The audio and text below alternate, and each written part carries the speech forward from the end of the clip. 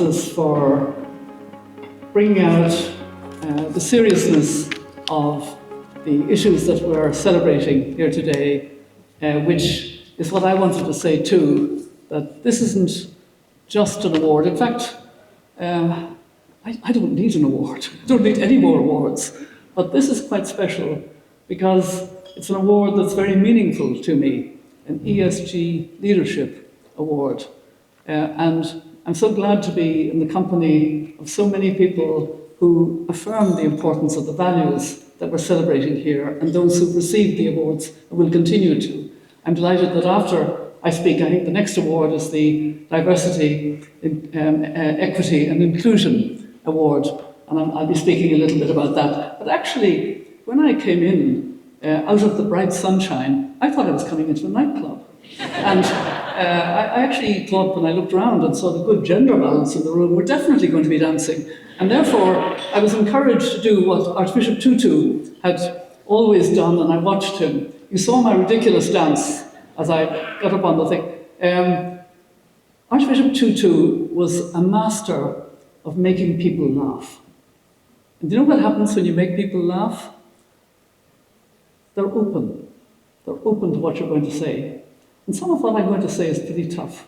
So I wanted to open you up a bit with my tutu dance before we started. Because we are in a difficult time, as Francis said, and we all know it. We're in a time of pushback on the very values that we're celebrating at this lunch. The values, and let's get rid of the acronyms, the values of environmental, social, and governance, ideas for companies, for business, diversity, equity, and inclusion. Let's use the words. The words are much better. The acronyms can be easily dismissed because they can become box-ticking kind of things. We're not box-ticking here. And what I was very impressed by is the awards were won by large companies and small companies. In some cases, rather unusual companies for the award that they won, and more power to them for doing that. And I think you'll know what I mean. So we're part of the way forward. And Europe has been part of the way forward. But it is contested. It is particularly contested at the moment. As you know, the current US administration, under its leader, has provided an executive order preventing federal agencies, federal government, from using in any way the wording diversity, equity, inclusion. How backward is that? How backward is that? It's astonishing. And of course, this has had a chilling effect also on ESG. And it's gone into business, it's gone into universities. It's really, really serious. It's also matched by something equally serious, pulling out again from the Paris Climate Agreement, but also intentionally and much more direct, in a very direct way, negating the science and negating the health science in the United States. I mean, how backward can you be? How backward moving can you be?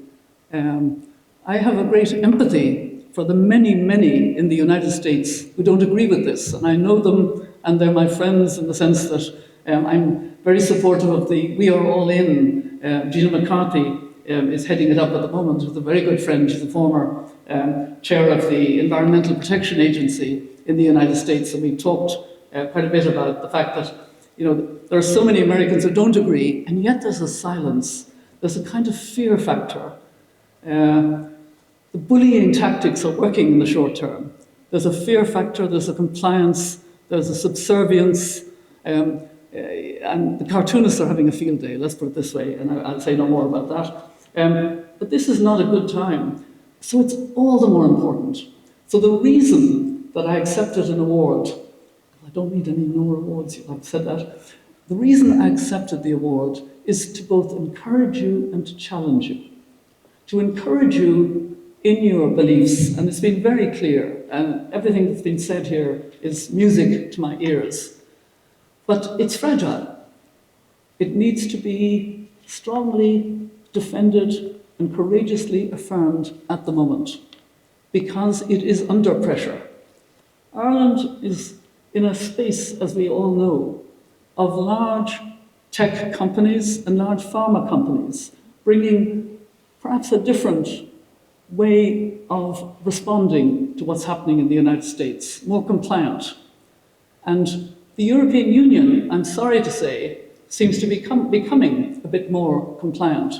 I was very worried about the optimal agenda of February, leading to softening some of the legal regulations, some of the ways in which companies were being held to account in their way forward to green jobs, green energy, etc. And yes, maybe there is some improvement in how the EU does this. Maybe it's a bit too formalistic, etc. But the point is, this is the way forward. And this is Europe's opportunity, actually, because if a country is being dragged backward by perversely bad leadership, imagine championing coal at the moment when we know that it's part of the excessive emissions and it's not in any way commercially viable in comparison to clean energy, particularly under the Inflation Reduction Act. And I'm sure, like many of you, I never use the initials for that act, so I always have to remember the complicated title of the act. But the Inflation Reduction Act did incentivize the United States, and particularly red states like Texas in the United States, to move forward very rapidly. That's under a lot of pushback at the moment as well. So we need courage. We need the sense of really being prepared to stand up and lead. I actually wrote an op-ed criticizing the European Union for what they were intending to do. And I'm sorry to say that it probably now is accentuated by this tariff war. I think that will make it even more likely that the EU will try and call it efficiency, call it competitiveness. But actually we know that these values and standards are the real way forward for corporations, for their social compact with society, for that broader sense, the longer-term view.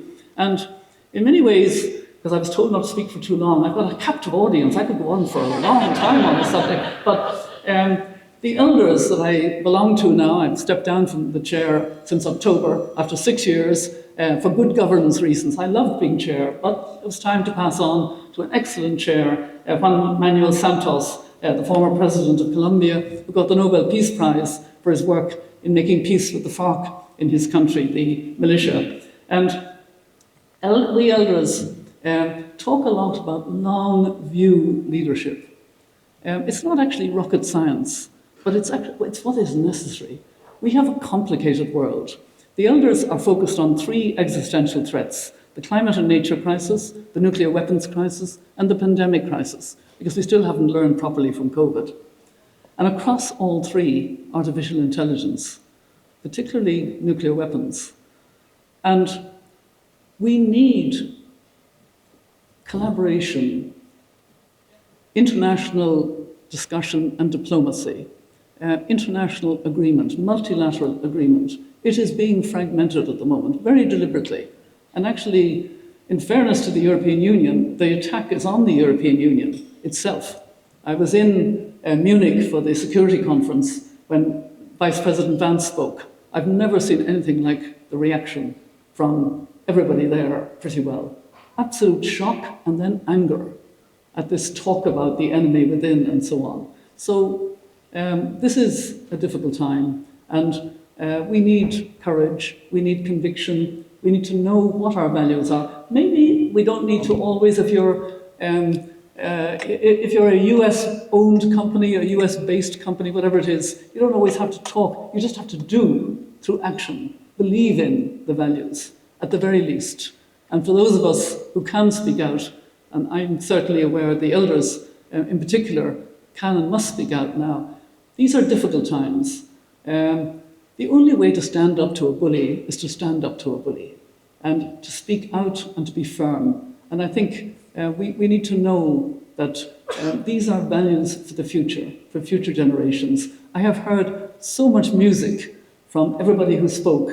I congratulate all of those who've received their awards already and those who will receive them, because you deserve them and because you know that it's good for your company, it's good for your business, it's good for what you do. This is what we have to believe in. And let me end with a kind of saying of Mandela. I'm not sure how appropriate it is in these circumstances, but he said very succinctly, "It always seems impossible until it is done." We have to move forward.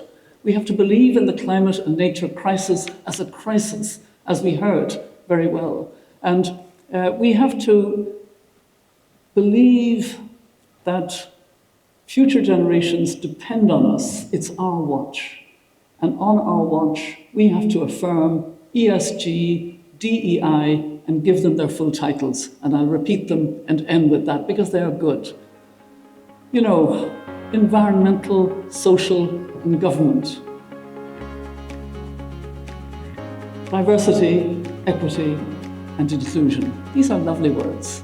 These are words we should treasure as we do. These are words worth giving awards for, worth sponsoring. So thank you for doing both. Thank you very much.